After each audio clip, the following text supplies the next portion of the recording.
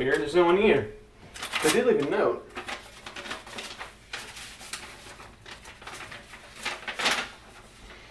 Please join us for a town meeting this Monday to ban one of the strongest evils in American society today, meatloaf. Signed, the Society of Meatloaf Haters. Well, the name pretty much says it all.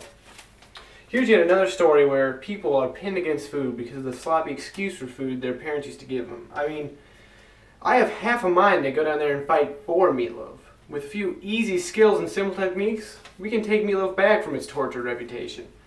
So let's show these people that meatloaf really can be delicious today on...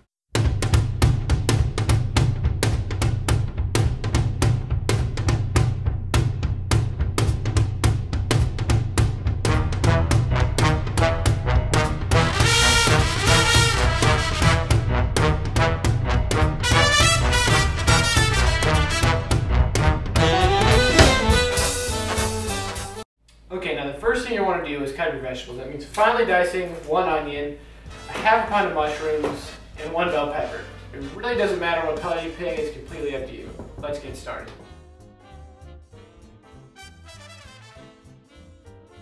Okay, now I'm going to show you guys the 2 different ways there are to dice an onion. Okay, now the first way I want to show you guys is the newer way of doing it. You just simply go in a fan-like pattern following the natural curve of the onion, and then when you're done doing that, you just simply slice through it as you would normally.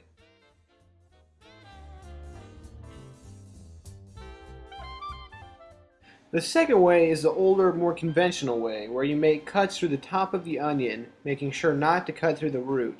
And after that, you simply want to make cuts inward towards the center of the onion, making a grid type pattern. Once you've done that, you just want to slice through it as before.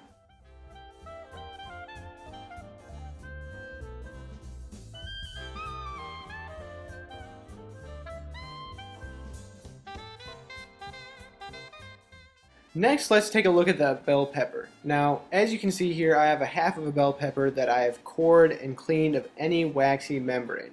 Now, the first thing you're going to want to do is cut this into matchstick-sized pieces by rotating the pepper as you slice, creating nice, even sticks.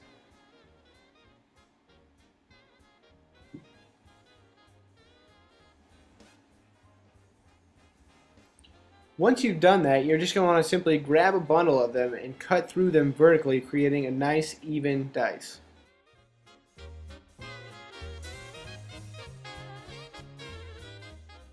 Okay, and last but not least, let's talk about the mushrooms. The first thing you're going to want to do is slice them as if you were making a salad. After that, you want to get them together and simply hold your hand on the front of the knife so the tip stays stationary while rocking the knife back and forth and moving it forward until you reach the desired thickness.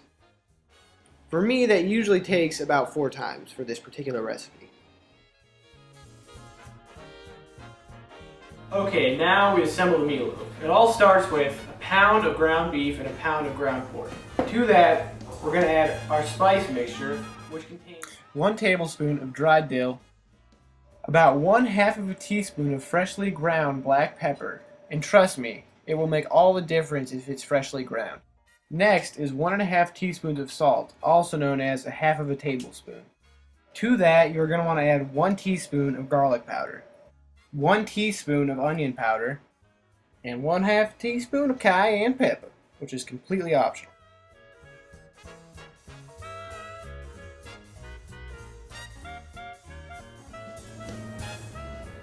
Then you're going to add your vegetables, which for me is an onion, some mushrooms, and some green peppers.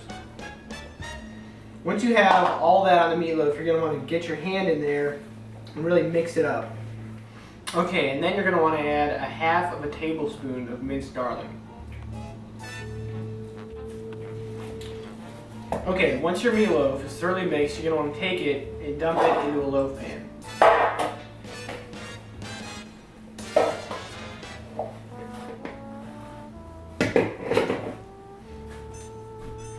Once you have your meatloaf firmly packed in, you're going to want to move it to the fridge.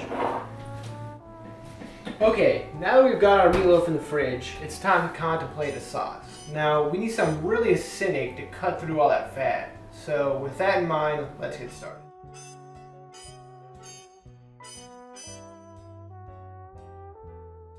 It all starts with 2 tablespoons of tomato paste.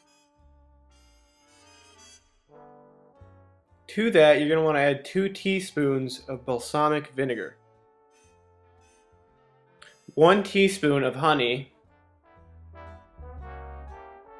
1 teaspoon of ketchup, and a couple of good splashes of Worcestershire sauce. Then you're going to want to mix the sauce up till the tomato paste is dissolved and it resembles barbecue sauce. Gotta taste? No, it's for the meatloaf. Once you've got your sauce made, you can take your meatloaf out of the fridge. And then, this is going to sound kind of weird, but you're going to take a sheet tray and line it with parchment paper. And then you're going to take your meatloaf and just dump it out as close to the center as you can on the tray. Once you've done that, you're going to want to take your sauce and just brush it on. It doesn't have to be a real thick layer, because we're going to be basting it later. Okay, once you've basted your meatloaf, you're going to want to put it in a 350 degree oven for an hour, or until it reaches an internal temperature of 160 degrees. Baste it about halfway through cooking with the rest of your sauce. Doesn't that look delicious? No! This is for the town meeting. Speaking of which, it's about to start. I better get going. Guys, welcome to the Society of Meatloaf Haters. We are trying to ban meatloaf in the schools, in the restaurants in our community. Make it so you can't even have it at home. Because meatloaf is terrible. If you hate it as much as I do, sign this petition and get yourself, a bran muffin or whatever, something to drink, and we'll move on. Thanks for coming. Okay. Whoa! Wait.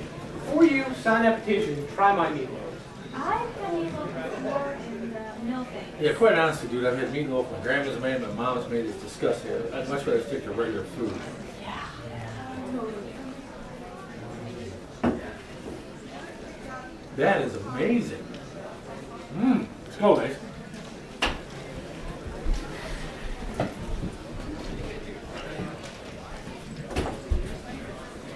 Stole my meatloaf.